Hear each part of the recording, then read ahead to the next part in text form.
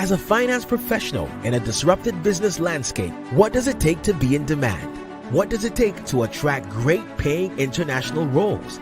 If you're an ICAN member, it'll just take one exam. That's all it takes to complete the globally recognized CIMA professional qualification and the internationally respected CGMA designation.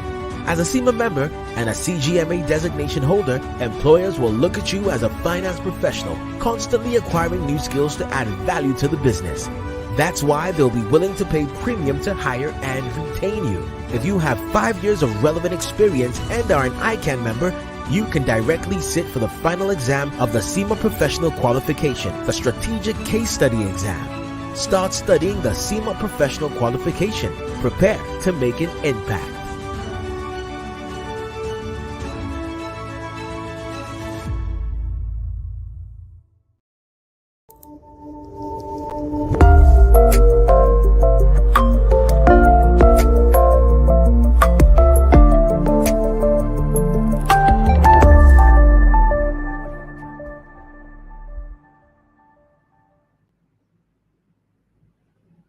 On 1st January 2024, President Bola Ahmed Tinubu, GCFR, assented the 2024 budget, and it immediately transformed into 2024 Appropriation Act and christened Budget of Renewed Hope.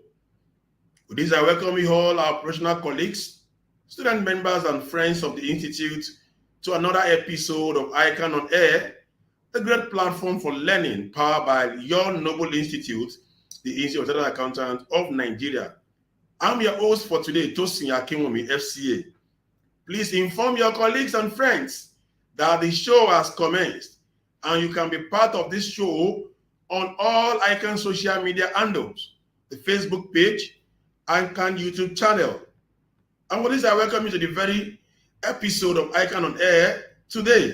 And today, we shall be considering another contemporary topic, 2024 Appropriation Act, Scaling the Hurdles.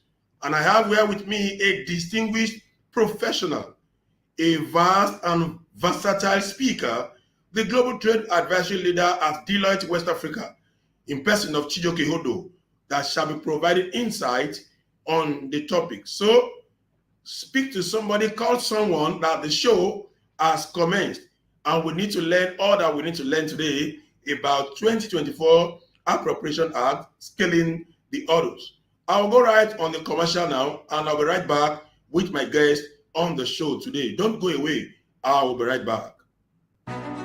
As a finance professional in a disrupted business landscape, what does it take to be in demand? What does it take to attract great paying international roles? If you're an ICAN member, it'll just take one exam. That's all it takes to complete the globally recognized CIMA professional qualification and the internationally respected CGMA designation. As a CIMA member and a CGMA designation holder, employers will look at you as a finance professional, constantly acquiring new skills to add value to the business.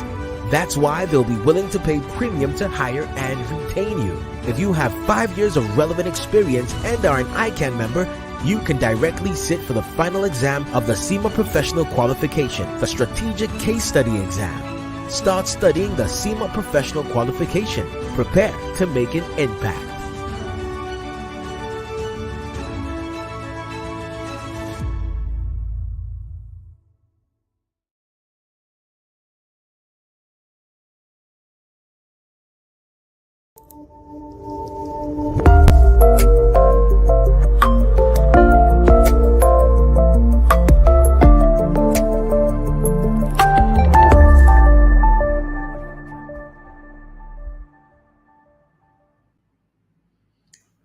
So you welcome back to ICAN-ngr today. And like I promised you, we already have our guest on the show today, Mr. Chijioke Hodo. Mr. Chijioke, it's a pleasure having you on the show today.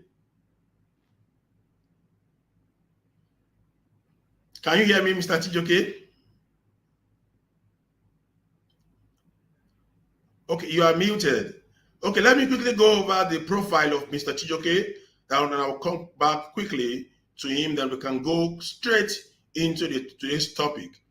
Chijioke is the Global Trade Advisory Leader at Deloitte West Africa practice. He is an international trade specialist who brings over 14 years of experience working across the continent, supporting private organizations on trade optimization strategies through integrated advisory projects, which bring together automation of trade processes, compliance, export controls, excises, litigation, valuation, origin, classification, and data analytics. Chijioke has a deep understanding of the customs legislation across several jurisdictions and has consulted for several international customs administrations in the capacity of subject matter expert in customs modernization programs. Chijioke is a regular speaker and has written several thought leadership articles on global trade matters. Dear professional colleagues and viewers at large, and that is the brief profile of our guest on the show today. Mr. Chijioke, once again, I want to welcome you to ICAN-ngr today. You are welcome, sir. Hello, Mr. Chijioke. Can you please confirm if you can hear me, please?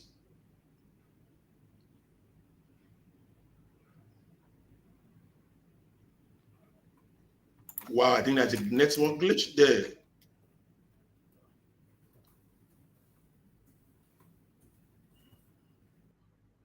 Okay, there's a network issue. Okay. While we are trying to check whatever the issue is there, we need to quickly tell our viewers, I know our people are already joining the show today. Today we will be speaking on 2024 Appropriation Act, scaling the hurdles. How can Nigerians actually scale the hurdles of this Appropriation Act? It is an act that has been themed and christened the budget of renewed hope. Is it actually the budget of renewed hope? Is that the way we want to look at it as professionals? These and many more are what we'll be listening to from our own erudite speaker today, Chijioke Odo. But before it comes back in, let me quickly see our people that have joined us and quickly acknowledge them on the show today. Because like we usually say, without them joining the show, there is actually no ICAN-ngr. So we need you to also be here and be part of the program. We already have Sunday Adetunji Mayowa, all the way from Victoria Island. Fagbolate Mitokwe Adeni is streaming live from the ancient city of Ibadan. Iyogun Messi, Atinuke Akinwale Odunwo FCA, all the way from Ikorodu. We acknowledge you. Jacob Demegbe, all the way from Abuja, we cite you. Niyola Jide, all the way from Alta in Ogun State, we recognize you. Adesola Sobande,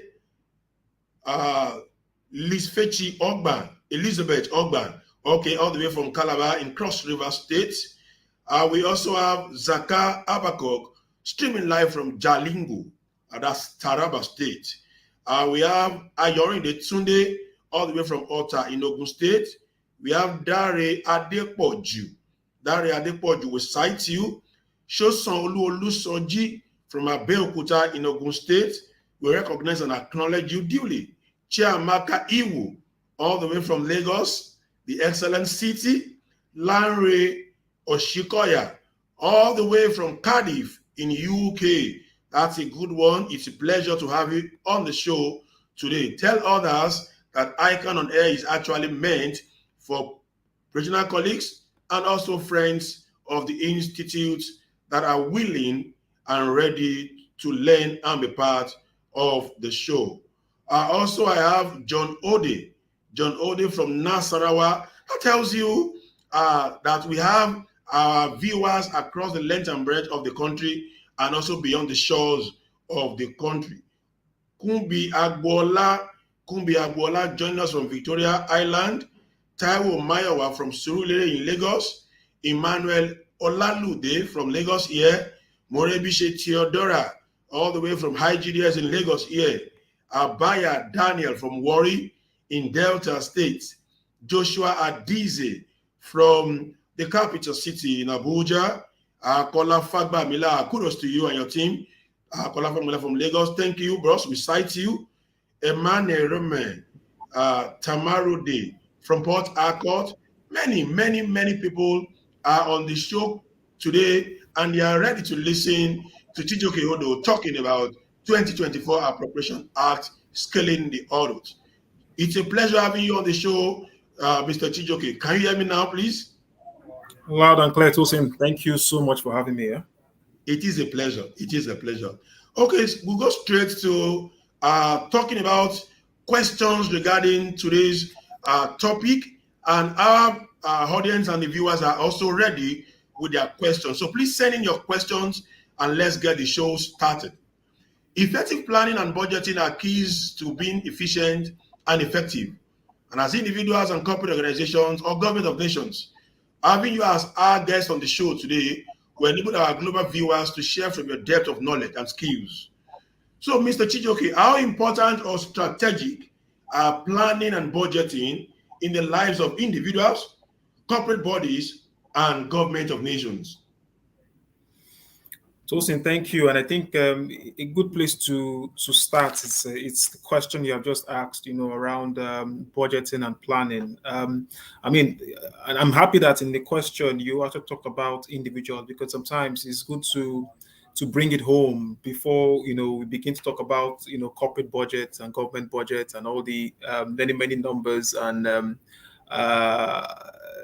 terminologies that we see flying around. But fundamentally, as individuals, we want to ensure that there's long-term sustainability. So, Tosin, you earn a salary, you earn an income.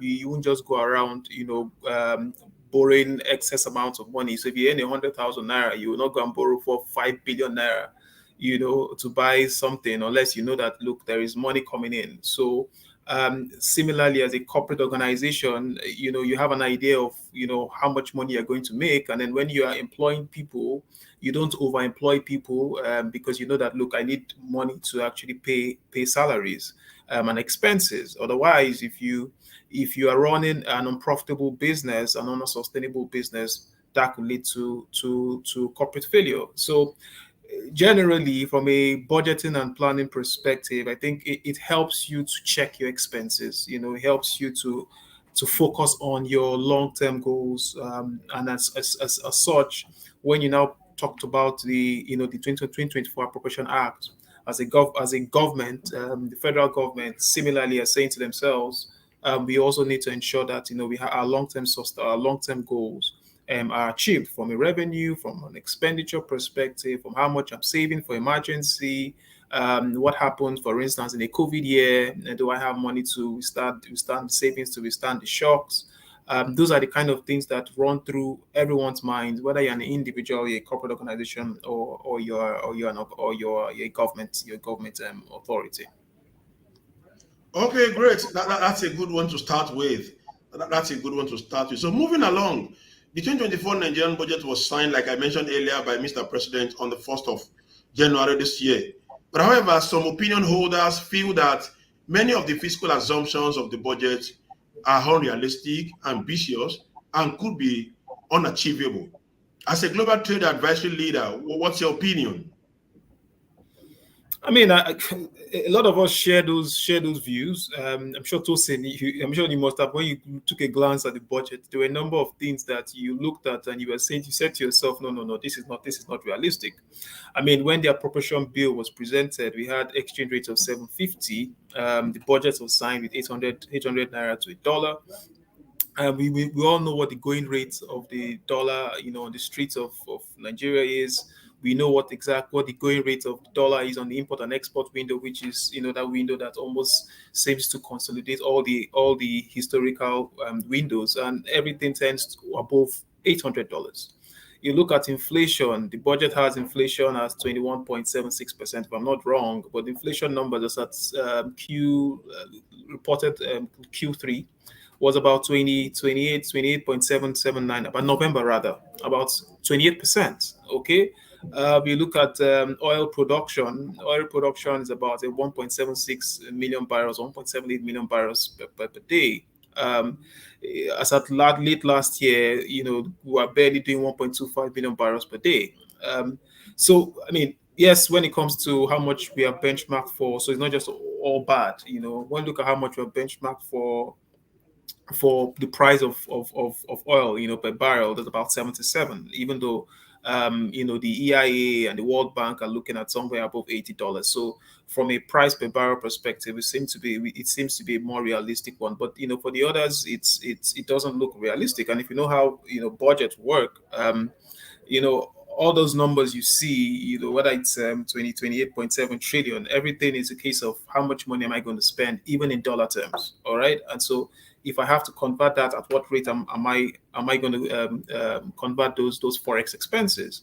And from a revenue perspective as well, how much money am I going to make? So if I budgeted that in my revenue, which is about 20 trillion, I mean, more specific, 19.59 trillion, I've said there's going to be production of 1.778 million barrels per day, and I'm barely doing 1.25 million barrels per day. Then clearly, from the outset, I'm not even able to begin to generate the revenue that I've anticipated. And if you look at historically, we have, as a country, we have hardly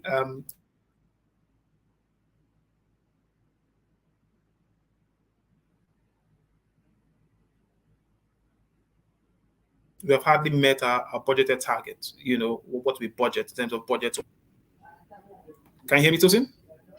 Yes, I can hear you. Just a little bit of glitch. I can hear you. Okay, just a little bit of glitch along the way. Okay.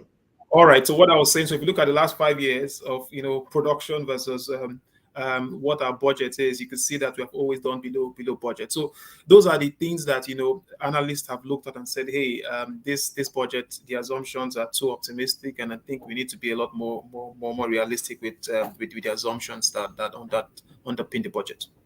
Okay, that's well thought out.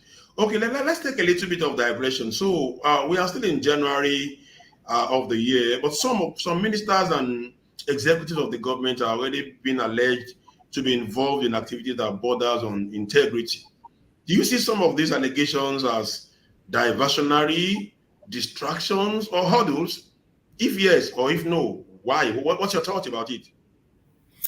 I mean, my initial thought is that it's too early to begin to say this has happened. These are still allegations. Investigations are still ongoing, and so to say it's diversionary, if something really has happened, then of course it wouldn't be appropriate to say so. But what this recent episode has brought up is the issues, the systemic issues, and the process issues that we have had over the years.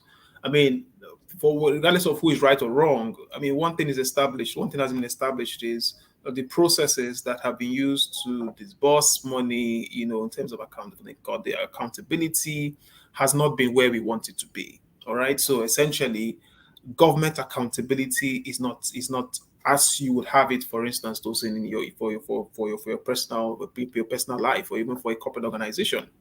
How do you get money? How do you spend money? What checks are put in place to ensure that money that have been allocated is actually spent on what exactly it has been earmarked to do. And of course, I won't be surprised if this is not just an isolated issue. It could be pervasive across not just federal government, but also in state governments as well.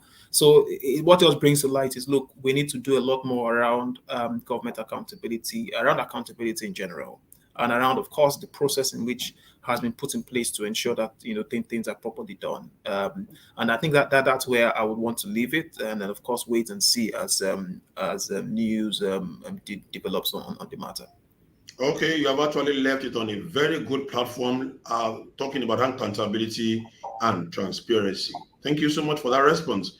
Okay, so moving along, in 2023, insecurity arrived and seriously affected food security, social activities, and investments. Based on the 27.5 trillion budget for 2024, what should Nigerians expect in general? When you talk about security, I mean, it's not just 2023. I mean, we started this year. I mean, this is 11th of January. In 11 days, we have had, several, unfortunate events, kidnappings, killings, displacements. And if you look at where these things are happening, they're happening at where we can call our food belts, So if people are not comfortable to go to the farms, people are not comfortable to lift items from the farms and take it to where they're going to be consumed, Then of course this impacts, the incentive to go and produce. And if no one is producing, then or farming or producing, however whatever term you want to use, more comfortable with, then of course there's a shortage. And once there are these disruptions over time, it gets to a point where there's just food there's no food security. So I mean, this is a real issue. Okay, it's a real issue that needs to be urgently addressed. And of course, I'm not sure if you would get if you'd ask around, what the impact is, but this is something that ultimately leads to what the inflationary that these are inflationary pressures that will lead to inflation that we are currently experiencing, and is spiraling really out of control. So it's something we absolutely have to fix. It's something that we also have to prioritize, and of course, along with the other things that probably we will touch on as we go along. Okay, thank you very much. We hope those are the heads of affairs of this government will be listening to us right now, so that they could know the appropriate things to do, just as we are mentioning these issues on the show. Thank you very much. Now, the 2024 budget of Renew Hope, as proposed, outlined a total expenditure of 27.5 trillion, with a projected revenue of 18.32 trillion and a deficit of 9.18 trillion.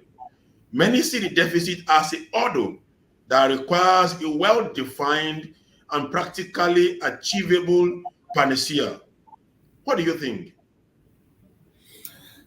Tosin, it's a huge hurdle. It's a huge hurdle. And if you think about, we talked earlier and we talked about the assumptions. So what is deficit? Your revenue minus expenditure. From expenditure perspective, we will typically spend, even though if you look at the 2023 budget performance, expenditure hasn't really been, the budget implementation hasn't really been where we want it to be. But if you look at revenue, if you are not able to generate revenue that has been projected, then that deficit will rise more. And so from 9.81 trillion, we could have, revenues going, deficits going 12 trillion, 13 trillion. And why am I worried? I'm worried because apart from the budget assumptions, which we say is not realistic, in other words, whatever 18 points, it's now 19.59 trillion based on the budget that was signed by the president. If those assumptions are not correct, are not realistic, then it means that the revenue projections are actually going to be less. And then again, if you look at how much revenue has been projected, apart from those that linked to the assumptions, we ask ourselves, how do we derive revenue? Okay, apart from the oil, what about the non-oil sources? Largely taxation. Where do we get taxes from? Let's look at corporate income tax now. If you're going to generate money from corporate income tax, it means that you need to have businesses that are doing well, okay? Businesses that are generating profits. So if businesses don't generate profits, then there is nothing to tax, all right? Over the last 2-3 months, we have seen unfortunate news of businesses, some of them that are quite personal to me, because I was there when I had first-hand experience in coming to Nigeria, and of course the expansion they did over the years. To hear that they're either restructuring or leaving the country, it just tells you that those profits are actually leaving, potentially leaving. Or you now have cases where you still have companies that are still here, but they're now generating, they're now reporting losses. Of course, we know where those losses are coming from, or why there's that trigger. So the revenues have come down because the purchasing power of Nigerians have come down as well. Their costs have gone up. From a gas prices, forex being the biggest, and so if there's no profits and there's no tax. Okay, someone else says, "Oh, okay, we don't collect direct taxes. Let's go to indirect taxes." The indirect taxes require productivity, right? So there needs to be lots of buying and selling. So if people are buying less, so there is no VAT. If people are transacting less, then all the other taxes, whether it's import taxes, or whether it's stamp duties, or general consumption taxes, are going down because people are not consuming a lot. I mean, someone says, oh, but we're still importing. I mean, many businesses, I don't know how much interface you have with some businesses who are importing these days. They can't import. Why can't they import? Because there's no Forex. Forex is expensive, and so if Forex is expensive, then why am I importing? And even if I import it and I manufacture, who is buying it? And so you begin to see things that begin to affect quality, quantity, and generally the business environment is not doing well. So when we see projections from, in terms of revenue, we need to be a little bit cautious around, what those projections will be. Now, what do you do? Do you cut down expenditure? People are already saying that, our budget is low, and you can't blame them. So in nominal terms, our expenditure has moved from about 9 trillion in 2020. I'm talking about over the last 5 years, about 9 trillion to where it is now, about 28.7 trillion. But in real terms, not so much of movement. The budget for 2024, it's about, depending on what exchange rate you're using, about $23 billion. By 2020, the budget was about $22 billion in real terms. So that's 5 years ago. Last year, budget was about $33 billion. So when you talk about expansion, we're not even the expenditure. It's not really where we want it to be. And so I would say just compare it to some of our peers. South Africa is doing over $100 billion. Algeria is doing close to $100 billion. Egypt is doing close to $100 billion. And all the other countries that are what you could say comparable countries. So our expenditure budget, our budgets, from expenditure side, is not even where we want it to be. It's really, really low. And then the revenue. So it's a huge issue when it comes to coming back to the deficit. It's worrying, and a lot of things that we need to do. I think the work has been well cut out by for the president and his team, and it's not just prayers now. Well, we need prayers, but it's actually around wealth creation and thinking out of the box. Otherwise, there's no wealth creation. We won't be able to get to where we want to. Exactly. Thank you very much for that explicit response on that question. However, just a correction from my end, the approved budget is in the sum of 28.7 trillion naira. Okay, however, moving forward, according to NBS, National Bureau of Statistics, more than 25 states of the Federation attracted zero importation of capital in 2023. What are some of the economic and investment inertia that must be overcome so that the affected states can be more productive in 2024? Tosin, I had this conversation with someone some days ago, and I asked, this fellow, if you had $1 billion, how many states will you take that money to? Investors, or even you yourself, if you have an inheritance, you want to make sure that there's return on how much money you have. Your father, your grandfather left you a sizable amount of money. You also want to leave something sizable for your kids, and so you don't want to waste it. And so you take your money to where at least at the minimum it doesn't lose value. Some of those states, if you're taking investment there, is because you say, look, I want to make money. How do I make money? I want to produce something. Okay. So if I want to produce something, I'm going to produce and I'm going to sell, and my revenue will more than my expenses. Now, in some of those states, road infrastructure. Okay. If I produce, I need to sell it. How am I going to send those things out? You talk about security. So I'm going to put a production plant in some of these states, or in some of these states, and all of a sudden my workers are not safe. What I produce is not safe. What I import is not safe. Access from those states to where I can send things out of the connection of those states to the rest of the country, and connection of those states to rest of the globe. And so when you put all those together, a logical investor will say, how viable will my business be if I take that to those states? So that is real issue. And so these things are connected. The states don't operate in isolation. They don't. So they need that act. They need to ensure someone needs the federal government on themselves, either singularly or in partnership, need to ensure that the factors of production and off taking of what is produced is there. Okay, security again. We talked about it earlier on. Has to be there. If there's no if there's no security, I won't take my business there. And of course, access to my customers, because when I manufacture, I won't consume it there. I'm going to sell it to customers. So those are the things that come together that determine where investors cite their as a landing point for their investment. So I'm not surprised that we have those things. And so for those states, they need to look at what are the things that will attract investors, and they need to fix it.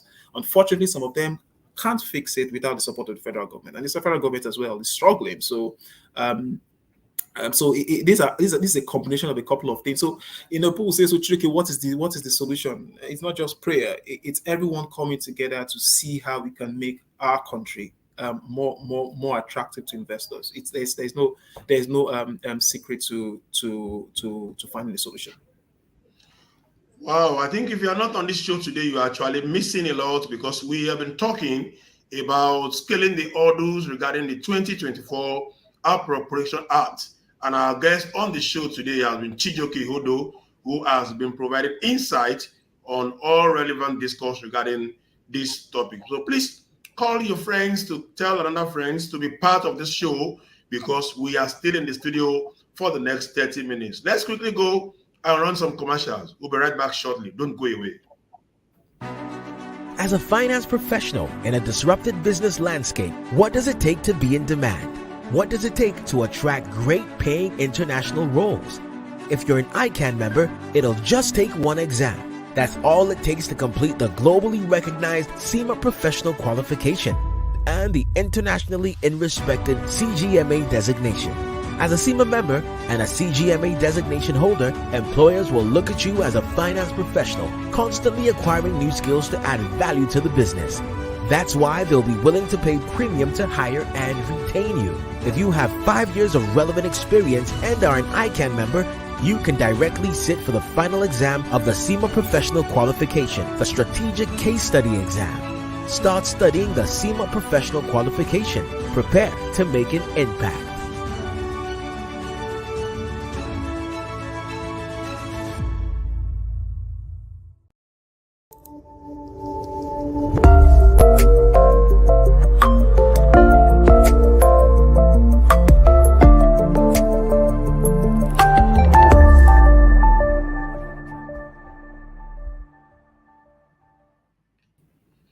So you're welcome back to ICAN-ngr, a refreshing episode, and today we have been discussing the topic 2024 Appropriation Act, scaling the hurdle. And we have our guest on the show today in person of Chijioke Hodo, who has been discussing that topic with us. Once again, Chijioke is the Global Trade Advisory Leader at Deloitte West Africa. And trust me, he has been providing great insights regarding today's topic. So be part of us and let's continue the show. Send in your questions. Our guest is on the show, and I assure you he will be providing responses, the accurate responses, of course, to your question. Okay, so let's continue where we stopped, Mr. Chijioke. Okay, I think there's an each.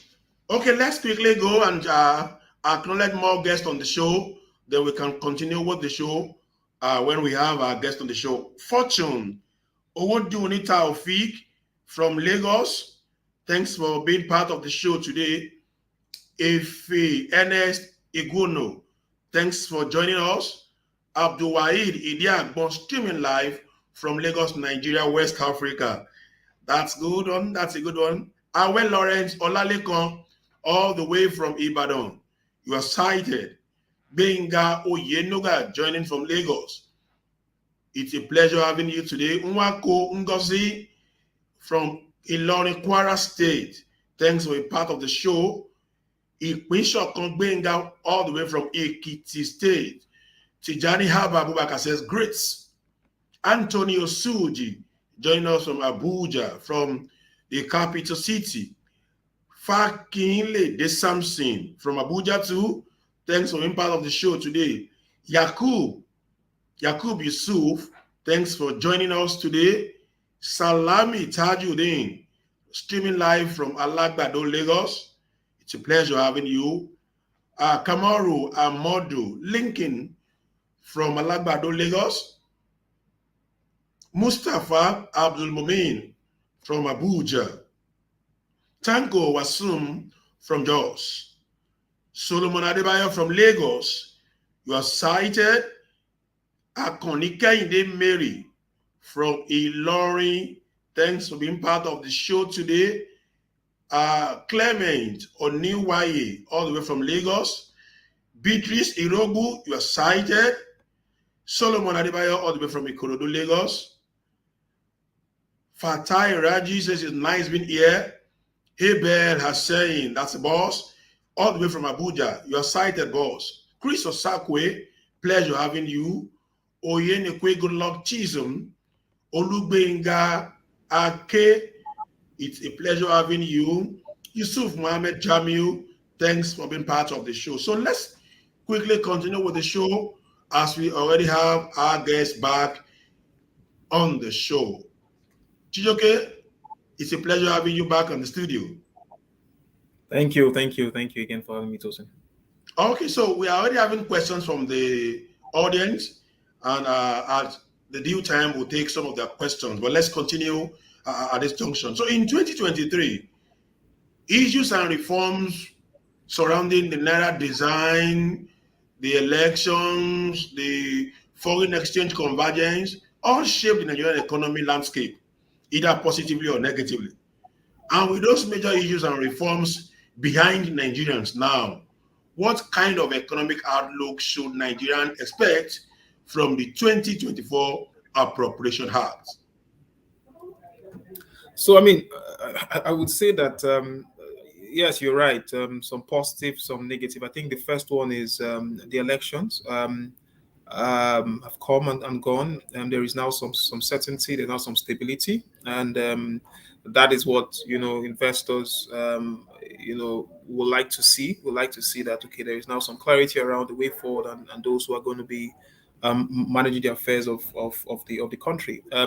So when we talk about things like Naira design, the convergence, subsidy, those things are still with us, and they will remain with us at least for the immediate future. At least looking at the next 3 to 6 months, and why is that? So let's look at the subsidy, for instance. If subsidy is gone, then it means that gas prices are up. When gas prices are up, it means that's increased cost of doing business for businesses and for productivity. If we talk about unification of exchange rates, we all know where the dollar was around June, and we know where the dollar is now. And so if a company was buying pretty much almost everything, either directly or indirectly, in terms of how the cost comes to them, I'd say 465, between 465 and 700 Naira to dollar, and all of a sudden it's as of yesterday it's over 1,200. That just impacts costs, so we are looking at costs going up, revenues not going up, because again, remember what I said, those things also have an impact on us.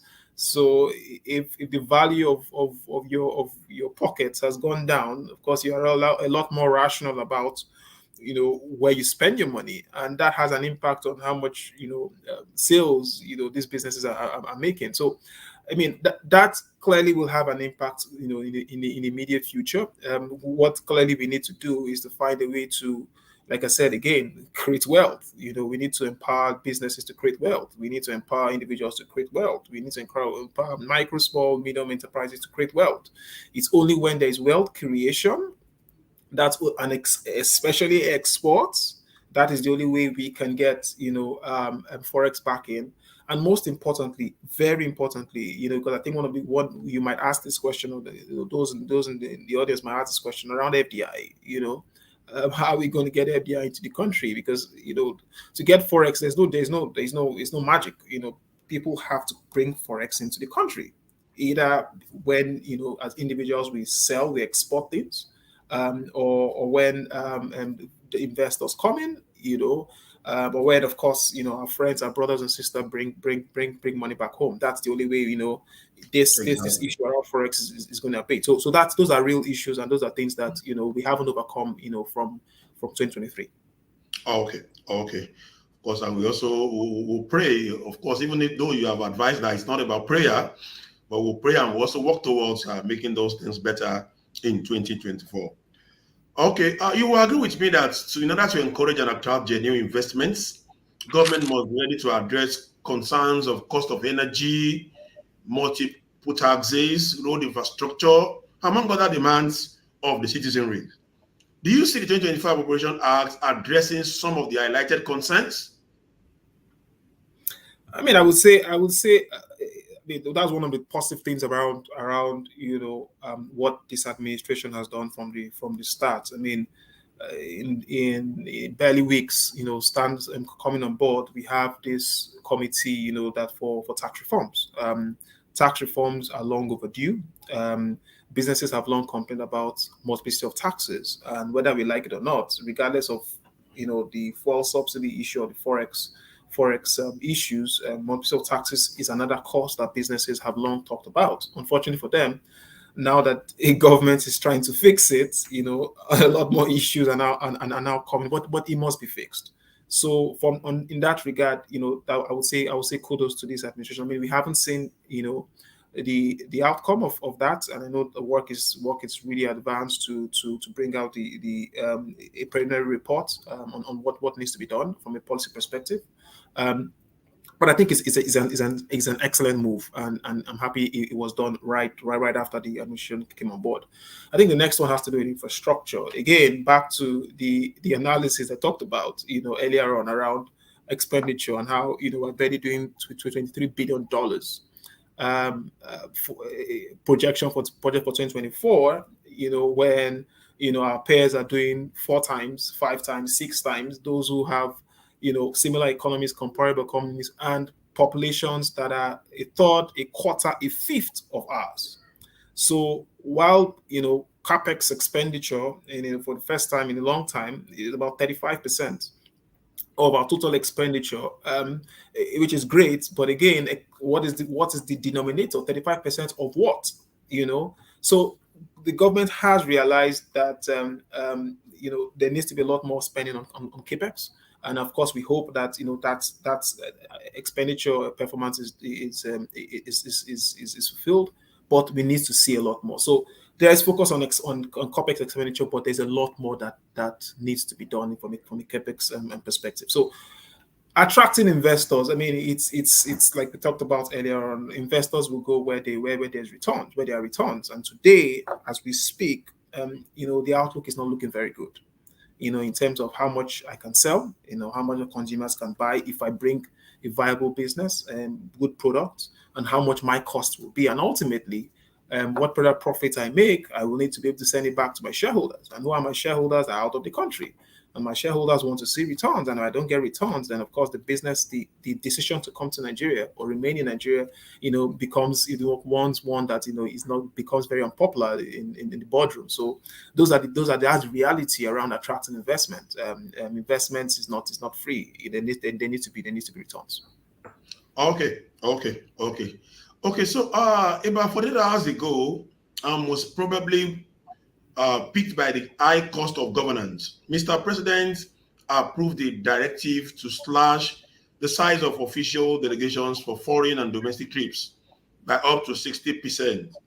I'm sure Nigerians heard that news and they are perhaps happy or thereabout. What was your reaction to this action of Mr. President, and which other economic hurdles do you think would require such urgent intervention? So, first of all, I think it's important to say that was a brilliant move by the president, and that had to happen. We spent the last couple of minutes now talking about the challenges and the outlook for the country, and we cannot be talking about things like this, and of course talking about the number of people who are poor. We talk about, last we checked, about 133 million people in multidimensional poverty. 33 million unemployment. You just go on the streets of around you, and you will see that the poverty is real. It's a real issue. And so to hear that, we're still living as though, operating as though, we don't have these real issues is a concern.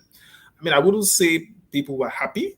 I think it was just a case of relief, because real happiness comes to people when their lives are improved. All right. For me, I don't mind you taking 1,000 people to wherever trip, as long as my purchasing power increases, my income increases, and my general well-being increases.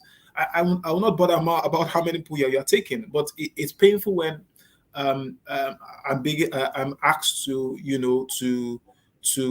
withstand, to be patient, and I don't see the same attitude. So I think it was a brilliant move. But I think overall, I think we need to do a lot more around the cost of governance. Those are the costs. So what the president did was good, but real general cost of governance also needs to be looked at. I know it's not something that can be done immediately, but it's something that it helps. The first question you asked me was around budgeting and planning. Okay, I'm sure Tosin, in your own personal affairs, you have actually tightened your belt. It's not everything now. You don't pass that shop and all of a sudden it's beginning to buy. You say no, don't worry, I have it at home. I'll take what's at home. So I think it's important that overall we work on the cost of governance. Okay. Overall, it's advisable that we work on the cost of governance. That's a good one. So let's quickly take some questions from the audience. They are already sending in their questions, and we have promised to take their questions. So from John Ode, what roles will the private sector play in supporting the goal outlined in the Appropriation Act of 2024?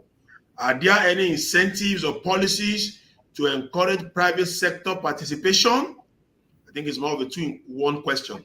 So what role will private sector play in supporting the goal outlined in the budget? Then, are there any incentives or policies to encourage private sector participation?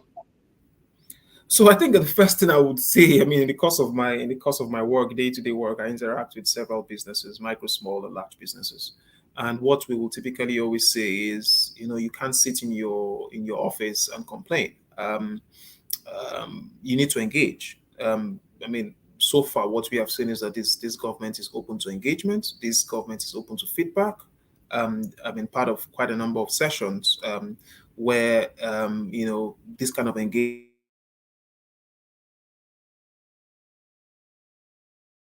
has happened. And so if you're not in the room, you can't complain. So you need to find yourself.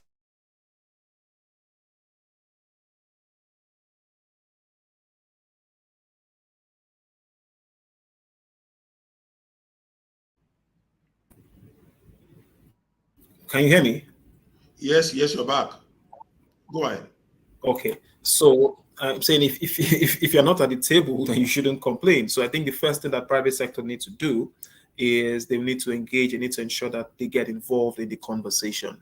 Again, no government has all the ideas, and it's not just Nigeria. So if you look at, some of the countries that we aspire to be like, the new president comes in, and some of the things he's doing, he's bringing in the corporate world to get on the seat of the table, to have conversations around how to better, the doing business environment. So that absolutely needs to happen.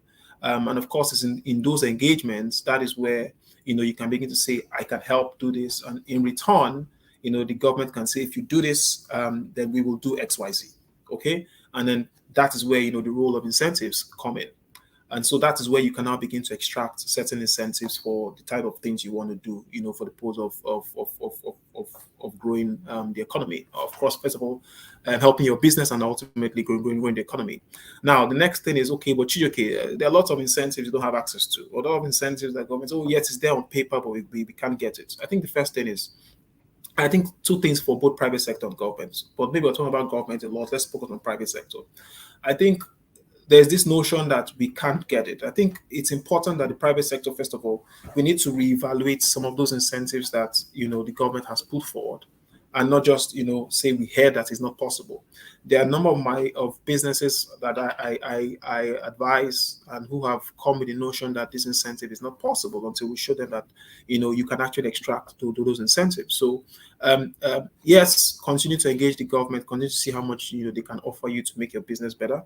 Of course, but while that is happening, the incentives that are available, try and see how much you can extract. I think on the part of the government, I mean, if you put forward an incentive for businesses, don't make it difficult for them to take benefit of those incentives. And so maybe those who are custodians of these incentives need to do a revaluation of how those incentives can be extracted, and how we can make things easier for businesses. And if it's not going to work, then shut it down, so that we can have a finite list of incentives that are available to businesses. And of course, there is clarity and certainty, in business environment, which is what every business wants to see. Okay, all right, that's a good one. Thank you very much. Another question from Olusheyi Kazim. How do companies and individuals scale through the hurdle of FX fluctuation in 2024? How do companies and individuals scale through the hurdle of FX fluctuation in 2024? Gosen, that's a $1 million question.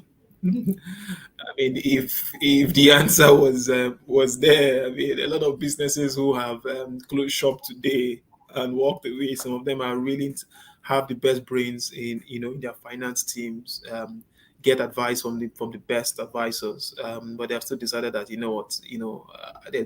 is not sustainable, and they have packed shop. So, but what I would say is this: the government cannot provide all the forex. Okay, one thing that businesses, in terms of conversations, is to see how you can be your own government. Okay, how can you generate your own forex? And so one way to generate forex is to find something that somebody else is willing to buy and pay in forex. Especially particularly customers that are outside the country. So I think that needs to be the focus for businesses. Look for what you can sell, and people are willing to pay forex. If you can guarantee your own forex supply in terms of your supply chain for forex, then I think you can get some level of stability. So much so that whatever happens, around you doesn't really impact you. That's what I would say, generally, as what businesses we need to start thinking about.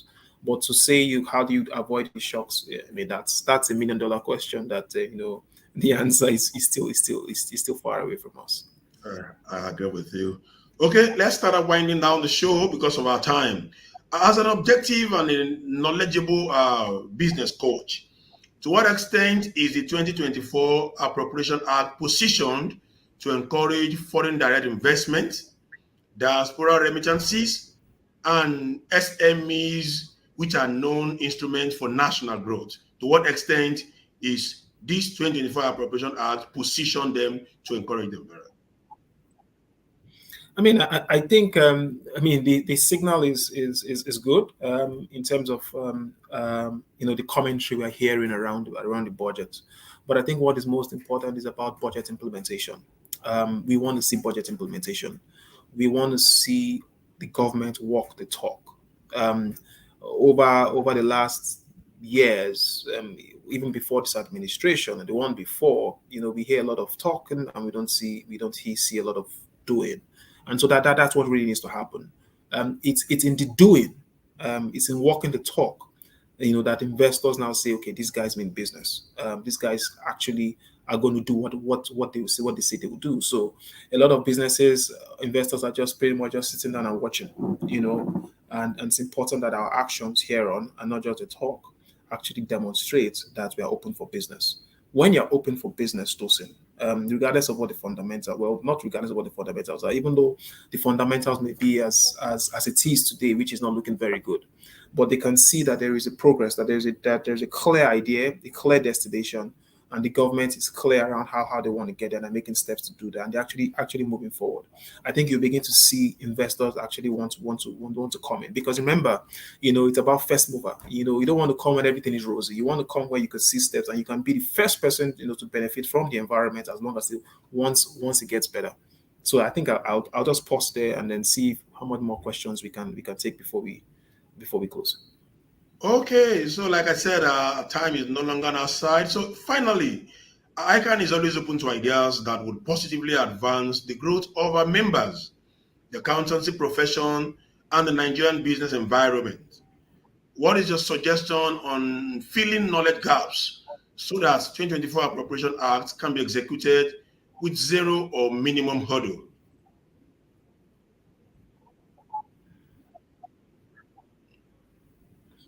I think the first thing we need to do, Tosin, and that's my recommendation, what we are doing today, we need to continue doing it. All right? We need to do more of it. We cannot miss any week. And if possible, if we can have it a lot more regularly, we should have it. So, I mean, that's my charge to the Institute. I think the second one is to find other avenues to be able to spread the message. I mean, we talk about catching them young. We need to also make sure that, right from when our young talents are coming through at the university level, maybe at the secondary school level.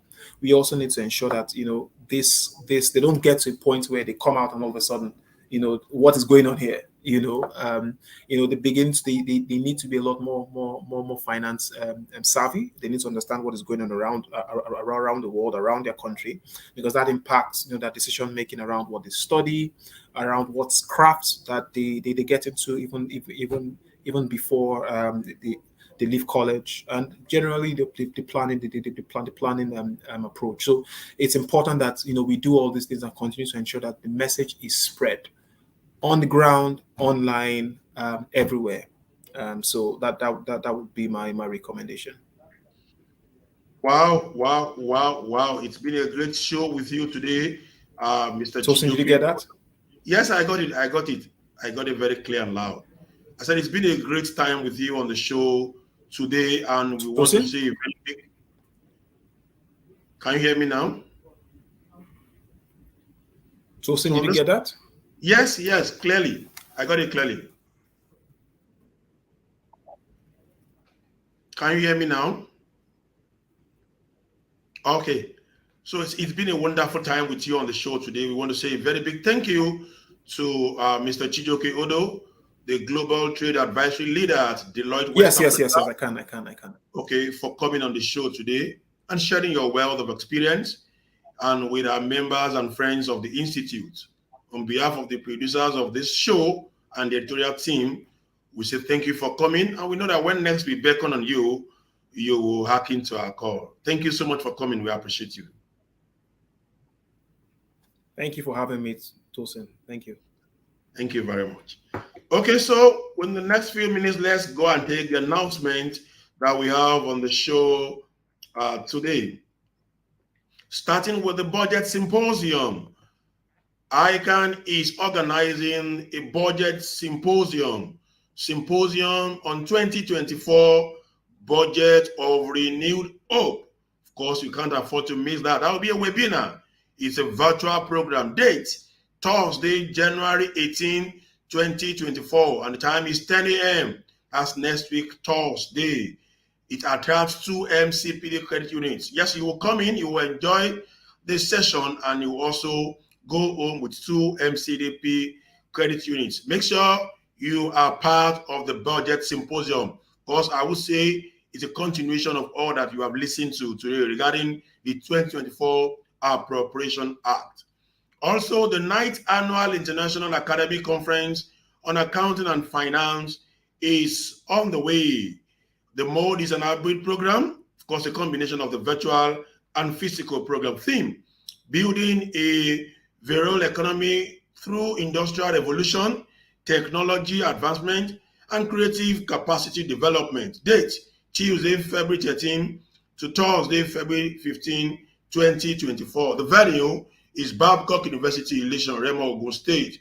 If you still want to submit abstracts and full papers, please, it is still open. You can go ahead and make your submissions. Also, the March 2024 actual examination date has been scheduled for Tuesday, March 26 to March 27, 2024. All our actual students should go ahead and register for the actual examination for March diet of 2024.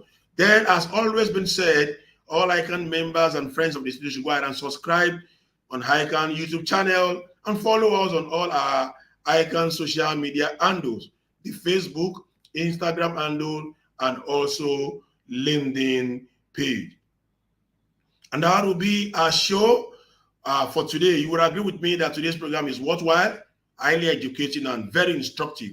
I want to thank you for being part of this show today. Till I come your way again with another guest, another topical issue, please stay safe and sound. And on behalf of the editorial team and the producers of this show, I remain Tosin Akinwumi saying thank you for watching and bye for now.